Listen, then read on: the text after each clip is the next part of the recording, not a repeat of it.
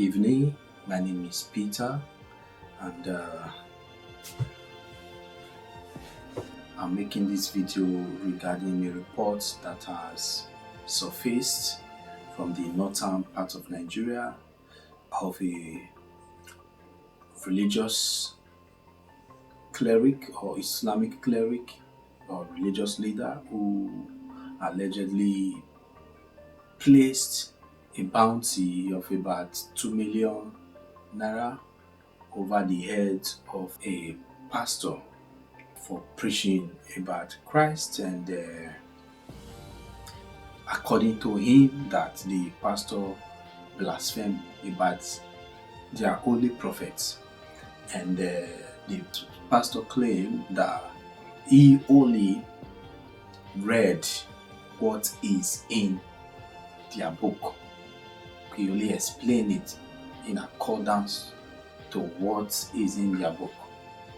So because of that reason, the Islamic cleric has placed a bounty of about 2 million naira on him, that anyone who can bring the head of this pastor will be rewarded 2 million naira. And let this be stated clearly without ambiguity. This is not religion, nor about Christian Muslim. This is about intimidation, and this is lawlessness. No man has the right to place a bounty over another man's head or another man's life. No man has the right to claim another man's life. It is not in the constitution of Nigeria. No ordinary citizen, no person apart from the law of Nigeria. This is not in the law of Nigeria. This is injustice. This is pure lawlessness, and it shouldn't be tolerated. Nigeria is a country that has given room to everyone to believe in any faith, exercise their faith. Whether you're a Christian, whether you are a Muslim, whether you're a traditionalist, whatever religion you are, Nigeria give room for for anyone to exercise their faith. Okay? So somebody from one faith does not have right to place a bounty on the head of another person, or because of their faith, because this person does not believe in their faith, or because this person spoke about their religion. You don't have right to place a bounty over the person's head. Any true religion does not project violence, does not use threats, does not project fear. So any religion that projects fear, violence, or threats is not a true religion. It is a sign of weakness. It is not strength. It is exposing weakness of that religion. For me to research about your religion or speak about your religion, trying to find out about your religion, it shows one thing, that I'm seeking for the truth. I'm seeking for knowledge about your religion, seeking for truth about your religion. So if your religion is true, you shouldn't use threat or violence to defend it. Rather, you use truth to defend it. If I come to say, this is it about your religion, and it's accordance to what you have in your book, if I misinterpreted it, it's your duty who stand for truth. It's your duty as a cleric to clarify that misunderstanding by using truth. Okay? Not threats. So if you are using threats, it's like you are avoiding the truth and using threats. It shows that there is no truth. There is never truth. So if there was truth, you will not use threats, you will not use fear, you will not use violence. So any call for the killing of a human being or because of their faith is not only unlawful, it is morally bankrupt. It is injustice. So like I said, whatever I'm going to say is not all about Christianity versus Islam. It is a matter of truth versus intimidation. It is about law versus lawlessness. And it is about conscience versus fear. So, if a belief system is true, if it's really, really true, it does not need violence, like I've said. It doesn't need violence to defend itself.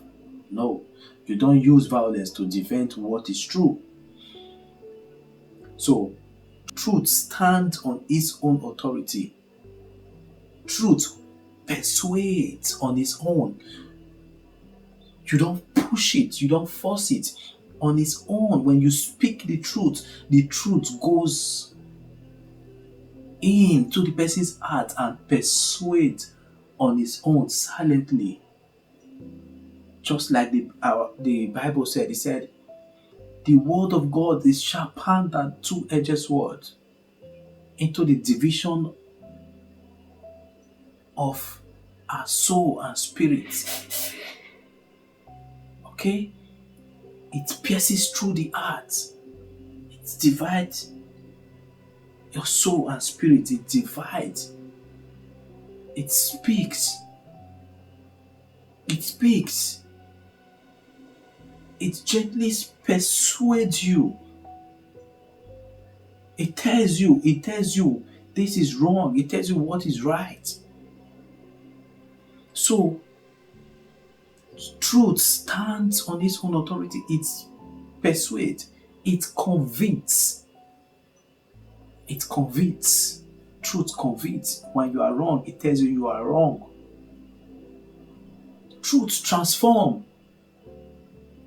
Truth changes you, makes you become a better person.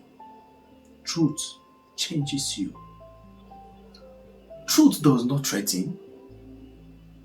Truth does not kill. So every religion or every faith that use threat or seek the life of another is no longer true. It means there's no truth in that religion. There's no truth in that faith system.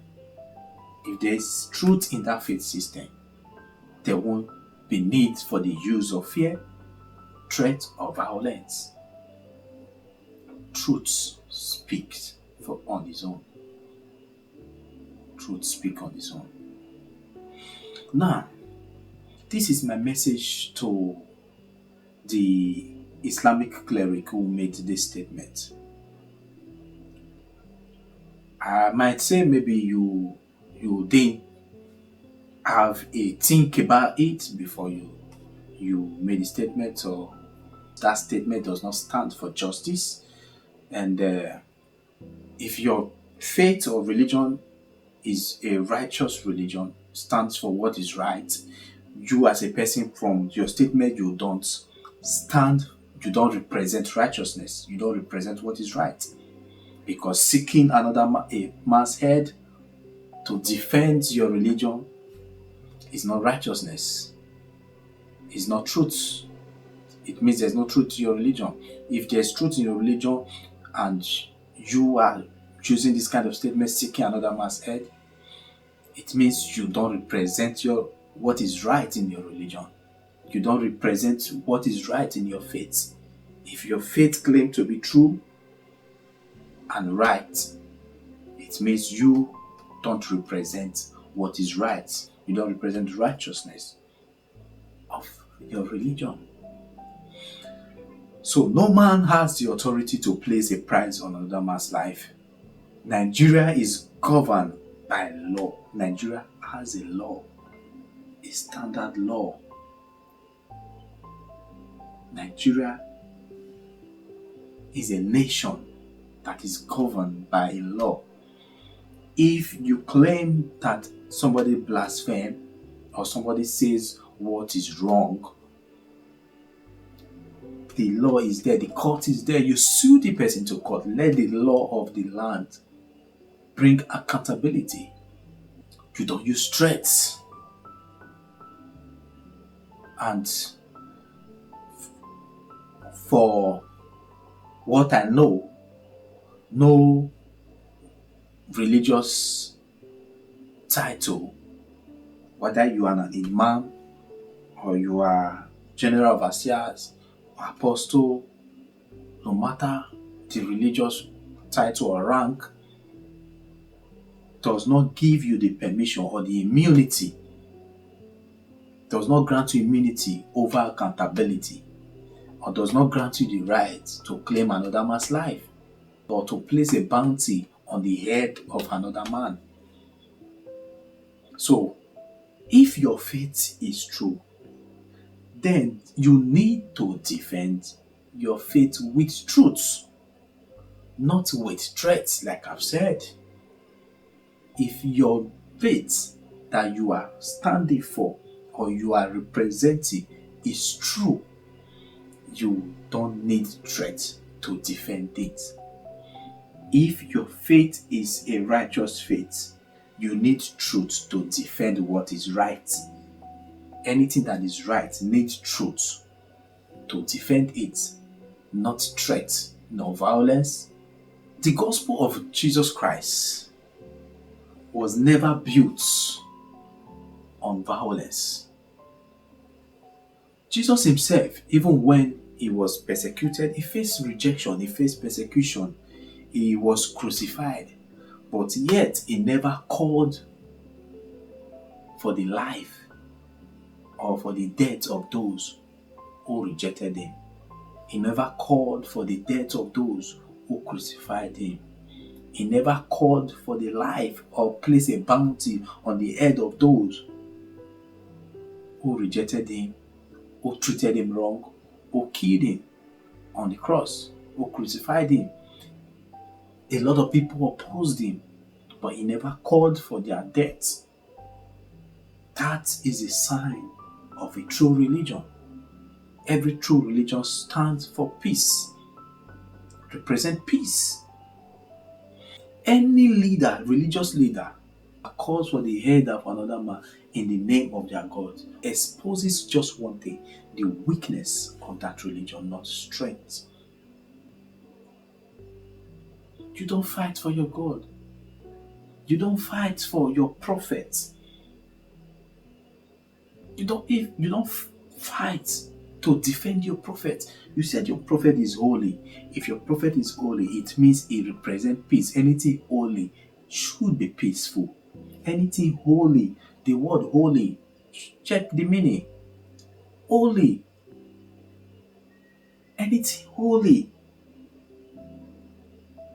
does not signify violence, does not signify crime. Yes. It means pure, something pure, clean, peaceful. So, if you are seeking for the head of another man, for the blood of another man, it exposes weakness, not strength. Truth does not fear opposition. Truth, every truth, invites examination. If your religion is truthful, it should allow people to examine it. Yes, if I want to convert to become a Muslim, I should be able to examine the religion before going into it. Yes. So if I want to examine the religion, I should ask questions. And in my process of asking questions, you should be able to defend it with truth, not threats or seeking for my head. or because I'm examining your religion, you want to seek for the person's head. You are leaving the matter, you are focusing on the person, you leaving the truth that you're supposed to use to defend your religion. You are not seeking for the person's life, seeking for the person's head. It means deviating from the matter, deviating from the truth. Any faith that allows their cleric to do that, if you do that, you are trying to let people know that there is never truth for you to defend the examination. If there was truth, you should have used the truth instead of using threats. Yes.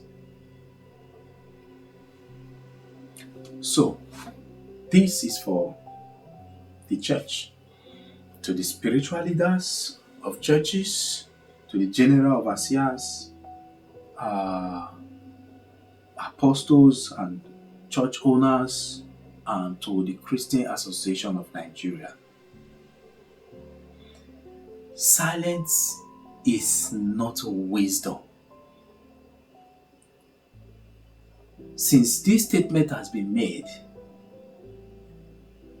I have not heard any general overseers, I have not heard any apostles, I have not heard any spiritual leaders, I have not heard anything from the Christian Association of Nigeria to confront this statement. Silence is not wisdom. Silence means you are giving permission to it. If you are not confronting things like this, it means you are giving permission. You are permitting it to replicate itself. You are giving authority for it to replicate itself. If intimidation is not confronted, if intimidation to the church is not confronted by the church, it becomes normalized. If intimidation to the church is not confronted instantly, it becomes something normal. It becomes a norm. Yes, it will multiply and replicate itself. Then it will become normal. As at that point, you can no longer confront it. It will be difficult to confront it. Everything that has come to a norm, that become normal and is not confronted, it spreads. So to the church, to the church leaders, this is not the time for quiet diplomacy or cautious silence or distance. Can have not spoken anything. This silence is distance. You distance yourself probably because it doesn't affect you as an individual. I don't know if we now have the can for those in the north and can for those in the south. Those in the south, I don't know if you are speaking up regarding this matter. You're supposed to come together as one body to confront this with all zeal. You're supposed to confront this. Let the government bring accountability to this. This shouldn't be allowed in Nigeria. Not only to the church, it shouldn't be allowed. It should not be allowed. The can represents the body of Christ in Nigeria. Whether you are Catholic, Pentecostal, Anglican, irrespective of the denomination, can should be an umbrella body representing, uniting the church. Yes. The Bible made mention of the 7 churches. and the seven candlestick. All of these represent they represent Christ. All of these churches are not worshiping a different Christ. They are not worshiping a different God. There should be a unity among the church. And this is your responsibility. This is what you represent in Nigeria. Christian Association of Nigeria. It did not say Christian Association of the Pentecostal. It did not say Christian Association of the Anglican. It did not say Christian Association of the Catholic.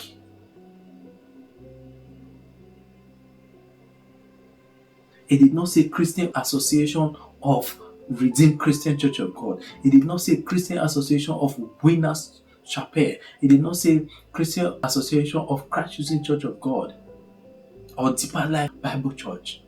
It is Christian Association of Nigeria. Any silence of Christian Association of Nigeria means complicit, means agreement, means permission. You are permitting this kind of statement to multiply. You are giving permission for it. You are authorizing it to replicate itself. And to the church leaders, none of you have not heard anybody said anything about it. If you are keeping quiet, it means you are a complicit of this. This is not the time to be quiet or silent. If you are silent, you are giving permission to this. And silence means complicit. Any statement that is against Christ, and you keep quiet to confront it,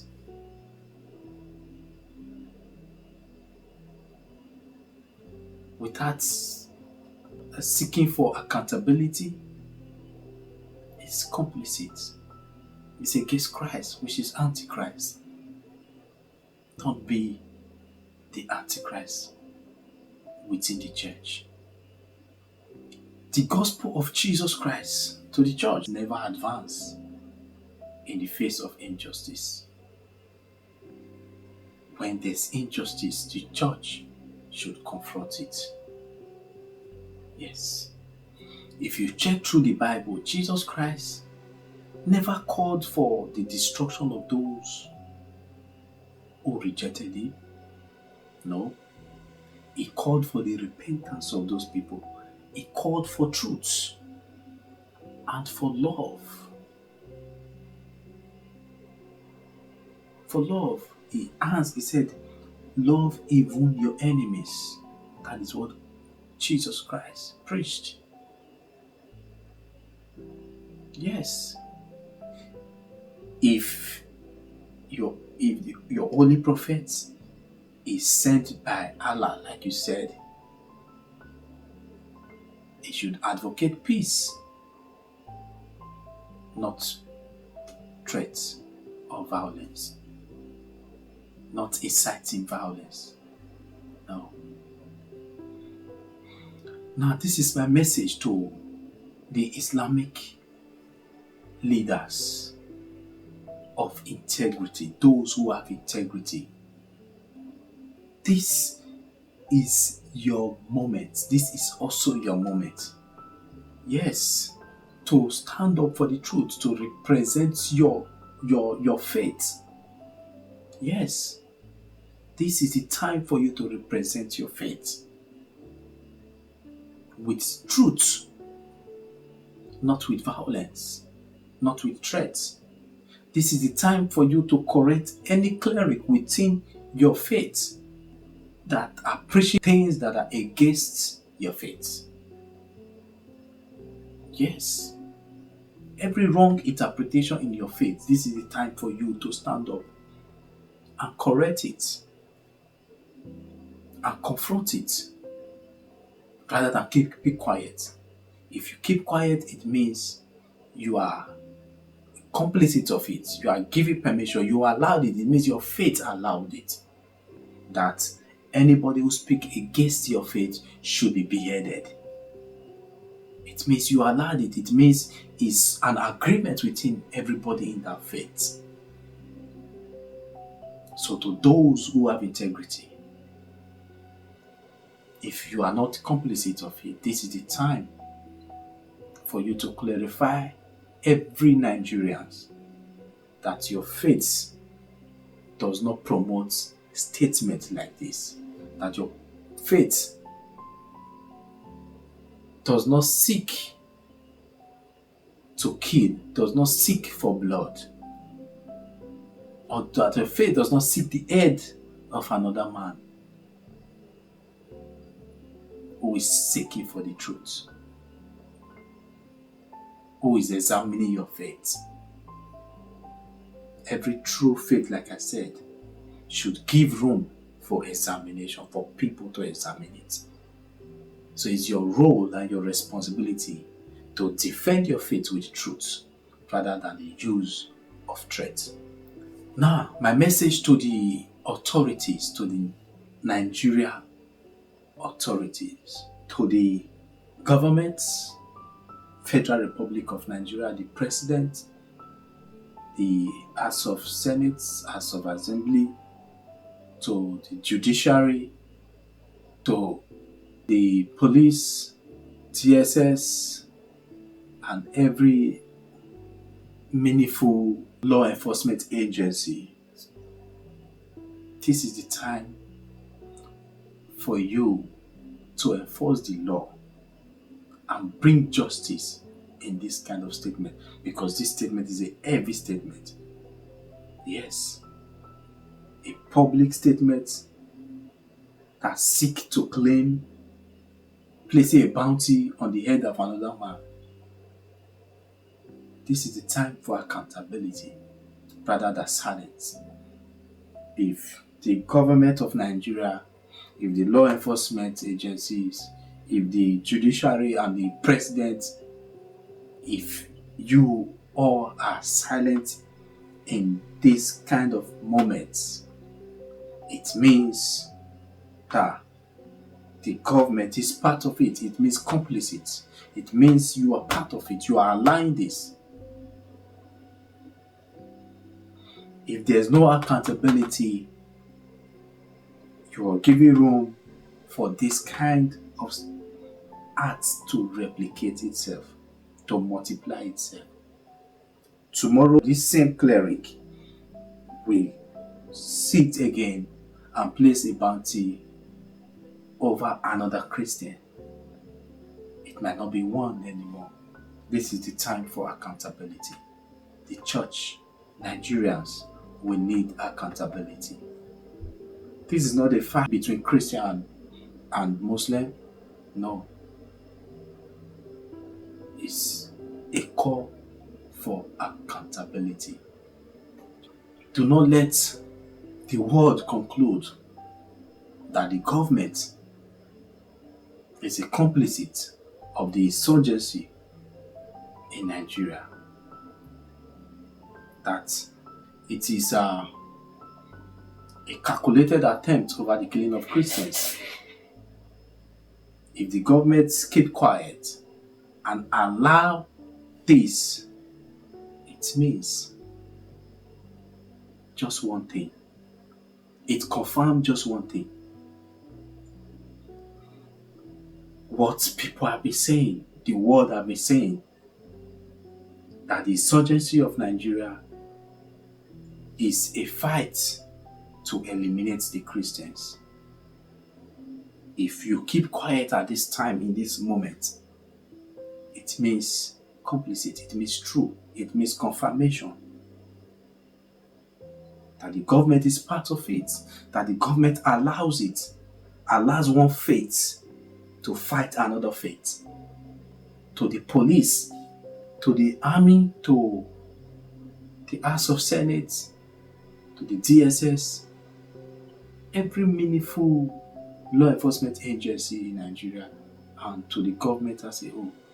This is a time for accountability. It's the test of justice. This is a time for us to know if the justice system in Nigeria is true. If the justice system of Nigeria is not true, if it's true, it will not sweep this under the carpet. It will bring accountability. Yes. And to the citizens of Nigeria, to everybody in Nigeria, every meaningful Nigeria, to the public, this moment demands clarity. We demand clarity. Freedom of belief and expression is something that shouldn't be negotiable. We, as citizens of Nigeria, we should not negotiate to express ourselves. We should not negotiate to speak the truth. We should not negotiate to speak up in the face of injustice. We should not negotiate. Every system that suppresses its citizens not to speak in the face of injustice is not a true system. No. Today, it is a pastor that is being targeted. Tomorrow, it could be anyone. It could be ordinary citizen. Yes. Anyone can be, it could be you. Today is just one pastor. Tomorrow, if everybody is silent, if nobody is brought to be accountable for their statements, it could be 2, 3, 4. It could be the entire church. It could be the entire country. It could be anyone. It could be the widow. It could be the weak. Anyone. This is not a call for retaliation. I'm not calling for retaliation. I'm only calling for accountability. Yes. So let the law enforcement in Nigeria do their duty. And let the religious leaders, both the Christian and the Muslim leaders who speak for what is right, who have integrity, speak up for accountability. They should stand up, especially the Islamic cleric who has integrity. This is your time to reject this kind of incitement. Yes. This kind of incitement of violence. It's an incitement of violence. Placing a bounty on a man's head that anyone who can bring his head, you give the person 2 million. What are you promoting? What are you inciting? This is the time for you people to stand up and reject this kind of incitement. So let every citizen refuse. We should all refuse to normalize threats like this. Threats that are in form of religious zeal. Every threat in disguise as religious zeal. This is the moment we should not normalize it. We should reject it. We should confront it so that it shouldn't become a norm. And let it be known that the gospel of Jesus Christ will not be silenced. It has never been. The gospel of Jesus Christ has endured persecution before now, and it will continue to endure, and it will endure again and again and again. Not with sword, not with threats, not with violence, but by the truth. By the truth. The Bible said, know the truth, and the truth shall set you free. Truth does not need violence, and it will never, never ever. Every truth will never need violence. And faith, any faith that depends on the use of fear is already weak. It's no longer faith.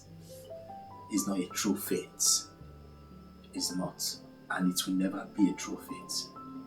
Every faith that uses force and fear is not a true faith. No. The gospel of Christ will not be silent and will never be silent. Thank you. My name is Peter, and welcome to Back to the Bible. Thank you. Shalom.